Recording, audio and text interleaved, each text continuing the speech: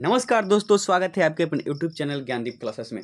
तो आज आप सभी के लिए हम लाए हैं मैट्रिक बिहार बोर्ड मैट्रिक परीक्षा 2026 क्लास 10 का आपदा प्रबंधन का 100 एमसीक्यू। जी हाँ दोस्तों, आप सही सुन पा रहे हैं। आज हम लाए हैं बिहार बोर्ड मैट्रिक परीक्षा 2026 के बच्चों के लिए क्लास 10 का आपदा प्रबंधन, जिसमें आपको देखने को मिलेगा 100 एमसीक्यू।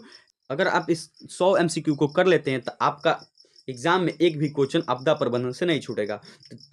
तो चलिए शुरू करते हैं बिना किसी देर के क्लास को। तब तक जितने भी दोस्त हमारे चैनल को लाइक और सब्सक्राइब नहीं किए हैं, तब तक वो चैनल को लाइक और सब्सक्राइब कर ले और अपने दोस्तों के साथ शेयर करना ना भूले। चलिए दोस्तों, शुरू करते हैं आज की क्लास को।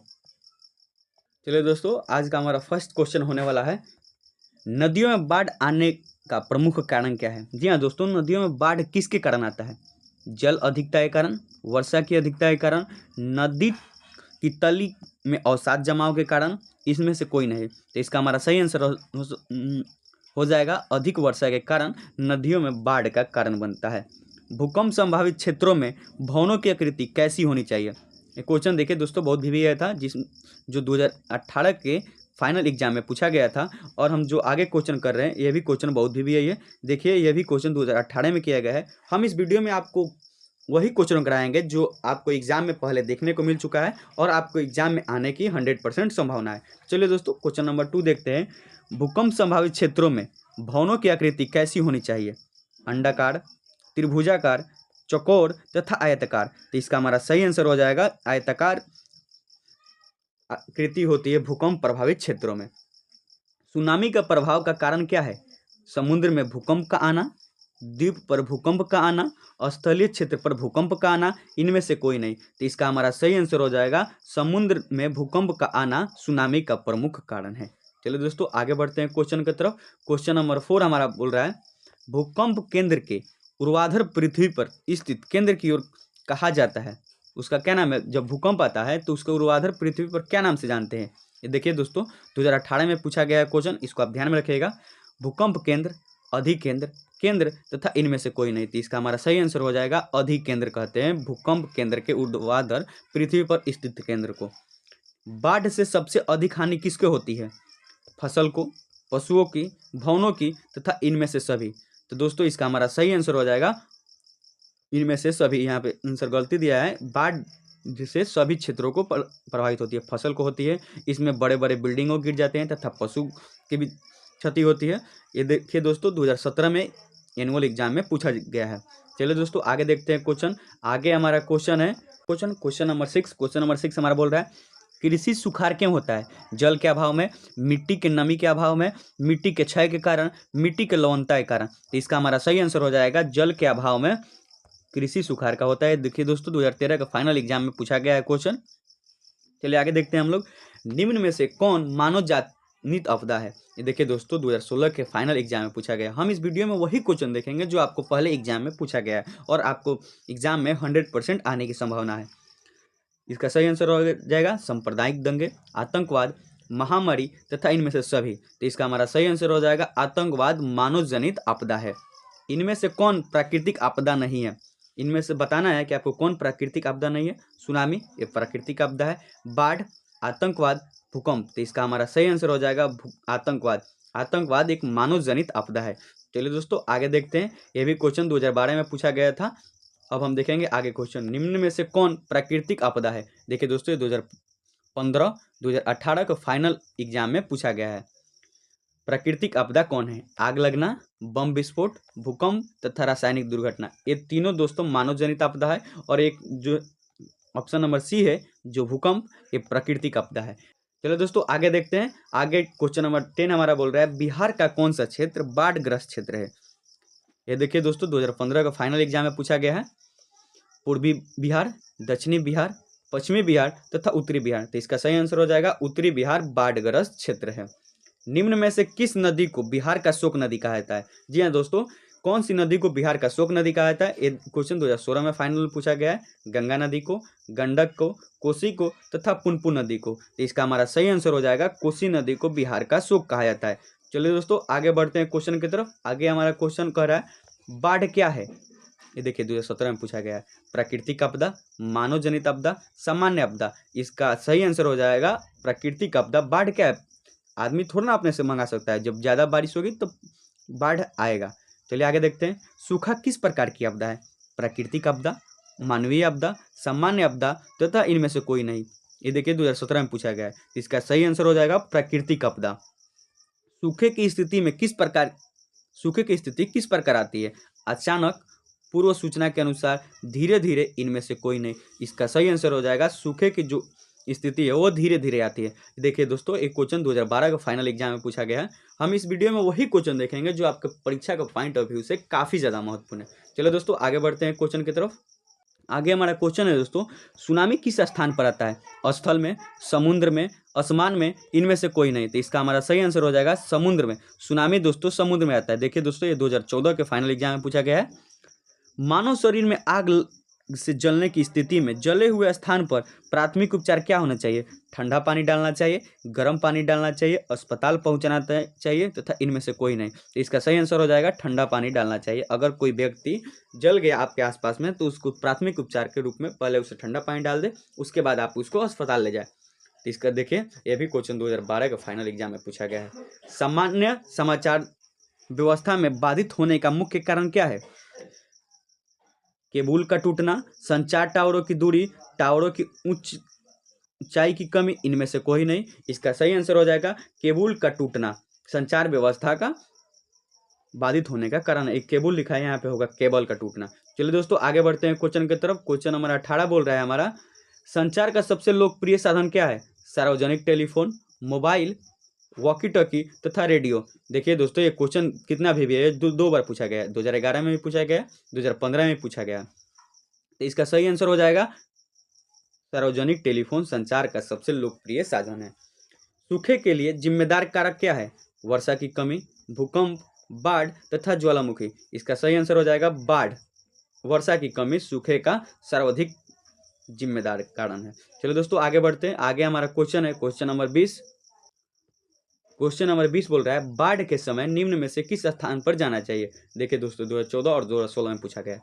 ऊंची भूमि वाले स्थान पर, गांव के बाहर, जहां है वहीं उसी स्थान पर रहे, खेतों में। तो इसका सही आंसर हो जाएगा ऊंची भूमि वाले स्थान पर जाना चाहिए बाढ़ के समय। सूखे से बचाव का एक प्रमुख तरीका क्या है? आप सूखे से किस कारण बच सकते हैं? नदियों के आसपास में जोड़ देना, वर्षा जल का संग्रहण करना, बाढ़ की स्थिति उत्पन्न करना, इनमें से कोई नहीं। तो इसका सही आंसर हो जाएगा वर्षा जल को संग्रह करके सूखे से बचा जा सकता है। चलिए दोस्तों आगे बढ़ते हैं क्वेश्चन की तरफ। क्वेश्चन नंबर 22 हमारा कह रहा है, 26 दिसंबर 2004 को विश्व के किस हिस्से में भयंकर सुनामी आई थी? जी हाँ दोस्तों, 26 दिसंबर 2004 में विश्व में कौन सा स्थान पर सुनामी आई थी? 2014 का फाइनल में पूछा गया। पश्चिम एशिया में, प्रशांत महासागर में, अटलांटिक महासागर में, बंगाल की खाड़ी में। तो इसका सही आंसर हो जाएगा बंगाल की खाड़ी में 2004 में बहुत ही ज़्यादा भयंकर सुनामी आई थी। चलो दोस्तों क्वेश्चन नंबर 23 हमारा बोल रहा है, भूकंप से पृथ्वी के स्तर पर पहुंचने वाली सबसे पहली तरंग को किस नाम से जानता है? जब भूकंप की पहली तरंग पृथ्वी पर आती है उसे किस नाम से जानता है? पी तरंग, एस तरंग, एल तरंग तथा टी तरंग। तो उसको हम पी तरंग के नाम से जानते हैं। जब भूकंप आती है तो पृथ्वी की पहली तरंग जब आती है तो उसे हम पी तरंग के नाम से जानते हैं। चलिए दोस्तों आगे बढ़ते हैं क्वेश्चन की तरफ। आगे हमारा क्वेश्चन बोल रहा है, भूकंप अथवा सुनामी से बचाव का इनमें से कौन सा तरीका सही नहीं है? भूकंप के पूर्वानुमान की गंभीरता से लेना, भूकंप निरोधी भवनों का निर्माण करना, गैर सरकारी संगठनों तथा राहत कार्य हेतु तैयार रहना, भगवान भरोसे बैठे रहना। तो इसका सही आंसर हो जाएगा भगवान भरोसे रहना। भूकंप तथा सुनामी से बचाव का कौन सा सही तरीका नहीं? भगवान के भरोसे आप कैसे बैठ सकते हैं? आपको जब पता है कि सुनामी आने वाला है तो आप अपने बचाव के लिए कुछ तो कुछ जरूर करेंगे। चलिए दोस्तों आगे बढ़ते हैं। क्वेश्चन नंबर 25 हमारा बोल रहा है, मलबे के नीचे दबे हुए लोग का पता लगाने के लिए किस यंत्र का मदद ली जाती है? जी हाँ दोस्तों, मलबे में जो लोग जब दब जाते हैं तो उसको पता लगाने के लिए किस यंत्र का प्रयोग किया जाता है? इसका सही आंसर हो जाएगा दूरबीन, इंडोफॉर्मिक कैमरा, हेलीकॉप्टर तथा टेलीस्कोप। तो इसका सही आंसर हो जाएगा इंफ्रारेड कैमरा के माध्यम से मलबे में दबे लोगों को पता लगाया जाता है। महासागर के तली पर होने वाले कंपन को किस नाम से जाना जाता है? महासागर के तली पर जो कंपन होता है उसे किस नाम से जाना जाता है? भूकंप के नाम से, चक्रवात के नाम से, सुनामी के नाम से, इनमें से कोई नहीं। तो इसका हमारा सही आंसर हो जाएगा सुनामी के नाम से जाना जाता है महासागर के तली में होने वाले कंपन को। चलिए दोस्तों आगे बढ़ते, आगे हमारा क्वेश्चन बोल रहा है भूपटल के नीचे वह स्थल जहां भूकंप का जन्म होता है वह क्या कहलाता है। क्वेश्चन बोल रहा है भूकंप का जहां जन्म होता है भूस्थल पे, भूप्रपट्टी के नीचे, उसको क्या नाम से जानते हैं। भूकंप केंद्र, अधिकेंद्र, अनुकेंद्र, इनमें से कोई नहीं। इसका हमारा सही आंसर हो जाएगा भूकंप केंद्र के नाम से जानते हैं जहां भूकंप का जन्म होता है। चलो दोस्तों आगे बढ़, क्वेश्चन नंबर 28 बोल रहा है भूस्खलन वाले क्षेत्र में ढलान पर मकानों का निर्माण क्या है। उचित, अनुचित, लाभकारी, उपयोगी। इसका सही आंसर हो जाएगा अनुचित। सुनामी प्रभावित क्षेत्र में मकानों का निर्माण कहाँ करना चाहिए। जहाँ पर अधिक सुनामी आती है वहाँ पर मकानों का निर्माण किस क्षेत्र में करना चाहिए। समुद्र तट के किनारे, समुद्र तट से दूर, समुद्र तट से दूर ऊंचाई पर, इनमें से कोई नहीं। तो इसका सही आंसर हो जाएगा समुद्र तट से दूरी ऊंचाई पर स्थित स्थानों पर सुनामी मकानों का निर्माण करना चाहिए। चलिए दोस्तों आगे बढ़ते हैं क्वेश्चन नंबर 30 की तरफ। इनमें से कौन मानव जनित आपदा नहीं है। सांप्रदायिक दंगे, आतंकवाद, महामारी तथा डी, इनमें से कोई नहीं। तो इसका हमारा सही आंसर हो जाएगा महामारी जो है ये प्रकृति आपदा है, मानव जनित आपदा नहीं है। चलिए दोस्तों आगे बढ़ते, आगे क्वेश्चन हमारा कह रहा है बिहार किस भूकंप जोन में आता है। बिहार में किस भूकंप जोन में आता है। 2, 4, 3 और 5। तो इसका सही आंसर हो जाएगा बिहार में 3 भूकंप जोन आता है। वास्तव या मकान में आग लगने की स्थिति में क्या करना चाहिए। अगर आपके मकान में आग लग जाती है तो आप प्राथमिक कार्य में क्या करेंगे। अग्निशामक यंत्र को बुलाएंगे, दरवाजे या खिड़कियां लगाना, आग बुझने तक इंतजार करना, इनमें से कोई नहीं। इसका हमारा सही आंसर हो जाएगा अग्निशामक यंत्र को बुलाना हमारा फर्स्ट प्राथमिक होगा। चलिए दोस्तों आगे बढ़ते हैं हम लोग। आगे हमारा क्वेश्चन बोल रहा है सुदूर संवेदी उपग्रह सिमोट सेरिसिंग उपग्रह का प्रयोग किस लिए किया जाता है। सुदूर संवेदी उपग्रह का प्रयोग किसके लिए किया जाता है। संचार के लिए, मौसम विज्ञान के लिए, संसाधनों की खोज के लिए, दूरदर्शन के लिए। तो इसका हमारा सही आंसर हो जाएगा दूरदर्शन के लिए सुदूर संवेदी उपग्रह का उपयोग किया जाता है। चलिए आगे बढ़ते हैं। इनमें कौन पर्वतीय राज्य के लिए गंभीर आपदा है किंतु बिहार के लिए आपदा नहीं है।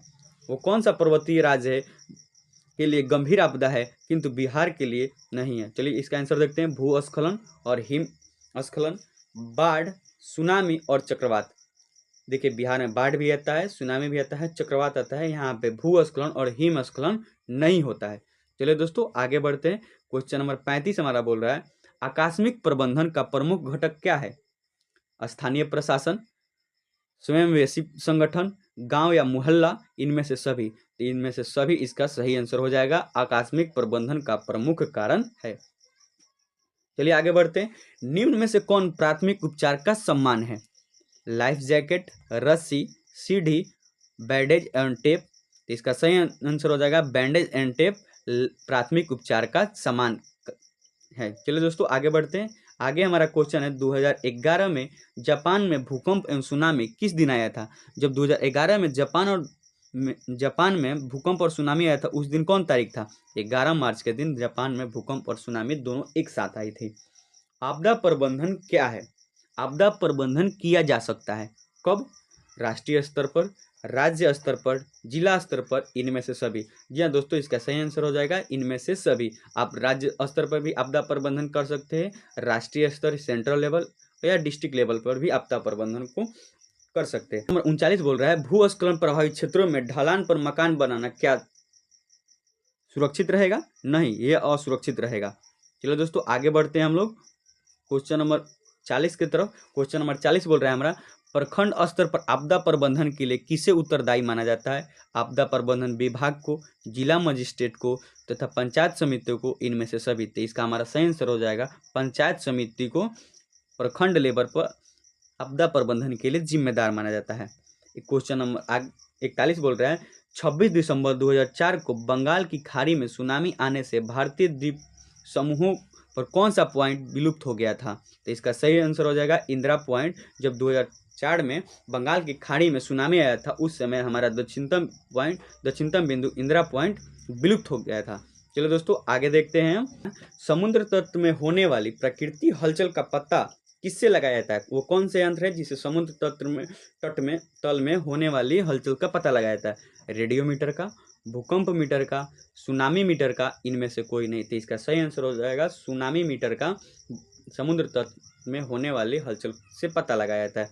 आपदा प्रभावित लोगों के लिए निम्न में से जीवन रक्षक हो सकता है, वो कौन कौन सा हो सकता है जीवन रक्षक के रूप में आपदा प्रभावित क्षेत्रों के लोगों के लिए? तो इसका सही आंसर हो जाएगा राष्ट्रीय कैडेट कोर के स्वयंसेवक और राष्ट्रीय सेवा योजना के स्वयंसेवक, ये दोनों ऑप्शन सही है दोस्तों। चलो दोस्तों आगे बढ़ते हैं हम लोग। आगे हमारा क्वेश्चन है, भारत में चक्रवात आने की अवधि क्या है? भारत में चक्रवात कब कब आता है? दिसंबर और जनवरी में, मार्च और अप्रैल में, अक्टूबर और नवंबर में, इनमें से सभी। तो इसका सही आंसर हो जाएगा अक्टूबर और नवंबर में भारत में चक्रवात आने की संभावना रहती है। सिंचाई आयोग के अनुसार हर वर्ष लगभग कितने भू क्षेत्रों पर सूखा पड़ता है?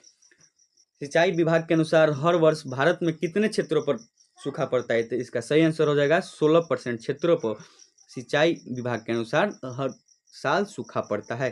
चलिए दोस्तों आगे बढ़ते, आगे हमारा क्वेश्चन है, देश का सार्वजनिक आपदाग्रस्त राज्य कौन सा है? पंजाब, बिहार, केरल तथा झारखंड। तो इसका सही आंसर हो जाएगा बिहार राज्य जो है देश का सबसे ज्यादा आपदा प्रभावित राज्य है। चलिए आगे बढ़ते, क्वेश्चन नंबर 47 बोल रहा है, 50 सेंटीमीटर से कम वर्षा वाले क्षेत्रों में कौन सी स्थिति उत्पन्न होती है? बाढ़, सुखाड़, भूकंप और सुनामी। जी हाँ दोस्तों, तो इसका सही आंसर हो जाएगा सुखाड़ की स्थिति 50% से कम वर्षा वाले क्षेत्रों में सुखाड़ की स्थिति बनी रहती है। आगे बढ़ते हैं हम लोग। आगे क्वेश्चन दिया गया है हमारा, कोई भी प्रबंधन तब तक सफल नहीं हो सकता जब तक कि उसमें सेना की सहभागिता न हो, सरकार की सहभागिता न हो, आम लोगों की सहभागिता न हो, इनमें से सभी। तो दोस्तों इसका सही आंसर हो जाएगा इनमें से सभी। जब तक किसी भी कार्य को सफल बनाना है उसमें आम लोग भी लगेंगे, सरकार भी लगेगी और सेना लगेगा, तभी वो कार्य सफल हो पाएगा। तो इसका सही आंसर हो जाएगा इनमें से सभी। आगे क्वेश्चन दिया गया है, भारत के किस भाग में सुनामी की चेतावनी के लिए विशेष प्रबंध किए गए? हिमालय भाग में, प्रायद्वीपीय भाग में, तटीय भाग में तथा मरुस्थलीय भाग में। इसका सही आंसर हो जाएगा तटीय भाग में। भारत में सुनामी चेतावनी के लिए विशेष प्रबंधन किया गया है तटीय भाग में। चलिए दोस्तों आगे बढ़ते, क्वेश्चन नंबर 50 बोल रहा है हमारा, भारत में किस वर्ष अत्यंत विनाशकारी भूकंप आया था? भारत में कौन सी सन में अत्यंतकारी भूकंप आया था? 1934 में, 1948 में, 1967 ईस्वी में तथा 1990 ईस्वी में। तो इसका सही आंसर हो जाएगा दोस्तों 1934 ईस्वी में भारत में अत्यंत विनाशकारी भूकंप आया था। भारत में किस वर्ष अत्यंतकारी विनाशकारी चक्रवात आया था? दोस्तों यह देखिए चक्रवात की बात कही गई है, यहाँ पे भूकंप की बात कही गई थी। तो इसका सही आंसर हो जाएगा 1999 ईस्वी में। 1999 ईस्वी में भारत में अत्यंतकारी विनाशकारी चक्रवात आया था दोस्तों। चलिए आगे बढ़ते हैं, इंडियन प्लेट के खिसकने की दर क्या है?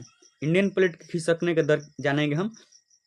5 से 10 सेंटीमीटर प्रति वर्ष, 3 से 5 सेंटीमीटर प्रति वर्ष, 10 से 15 सेंटीमीटर प्रति वर्ष तथा 15 से 20 सेंटीमीटर प्रति वर्ष। तो इसका सही आंसर हो जाएगा 3 से 5 सेंटीमीटर इंडियन प्लेट को खिसकने की दर प्रति वर्ष रहती है। चलो दोस्तों आगे हमारा क्वेश्चन दिया गया है, एनडीआरएफ का वास्तविक विस्तार यानी एनडीआरएफ का फुल फॉर्म क्या है? तो इसका सही आंसर हो जाएगा national disaster response force. National disaster response force होता है एनडीआरएफ का फुल फॉर्म। चलो दोस्तों आगे देखते हैं, सूखा किस प्रकार की आपदा है? प्राकृतिक आपदा, मानव जनित आपदा, सामान्य आपदा, इनमें से कोई नहीं। तो सूखा दोस्तों प्राकृतिक आपदा है, यहाँ पे ऑप्शन गड़बड़ दिया गया है। चलिए दोस्तों आगे देखते हैं, आगे हमारा क्वेश्चन है, बाढ़ से सबसे अधिक हानि किसे होती है? फसलों को, पशुओं को, भवनों को तथा उपयुक्त सभी को। जी हाँ दोस्तों, इसका सही आंसर हो जाएगा उपयुक्त सभी। पशुओं को भी हानि होती है, फसलों को भी, बड़े बड़े भवनों गिर जाते हैं बाढ़ में। आगे देखते हैं, सूखे के लिए जिम्मेदार कारक क्या है? वर्षा की कमी, भूकंप का आना, बाढ़, ज्वालामुखी क्रिया। तो इसका सही आंसर हो जाएगा वर्षा की कमी सूखे का वास्तविक जिम्मेदारी है। आगे क्वेश्चन दिया गया है, 1999 का भयंकर चक्रवात किस राज्य में आया था? इसका सही आंसर हो जाएगा दोस्तों उड़ीसा में। जब भारत में 1999 में जो भयंकर चक्रवात आया था वो उड़ीसा में आया था। आगे क्वेश्चन दिया गया, इनमें से कौन आकस्मिक प्रबंधन के घटक नहीं है? स्थानीय प्रशासन, स्वयंसेवक संगठन, संगीतकार, स्थानीय लोग। तो इसका सही आंसर हो जाएगा संगीतकार। जी हाँ दोस्तों, आकस्मिक प्रबंधन के घटक नहीं है, कौन? संगीतकार। जी हाँ दोस्तों, ये रहा हमारा आपदा प्रबंधन का प्रमुख 50 MCQ जो परीक्षा में आपको बहुत बार देखने को मिला था। ऐसे ही वीडियो को हमारे सबसे ये रहा हमारा आपदा प्रबंधन का टॉप 50 MCQ, जो आप देखें कि परीक्षा में कितनी बार पूछा गया है। ऐसे वीडियो को सबसे पहले पाने के लिए हमारे चैनल को लाइक और सब्सक्राइब करें और अपने दोस्तों के पास शेयर करना ना भूलें। जय हिंद, जय भारत।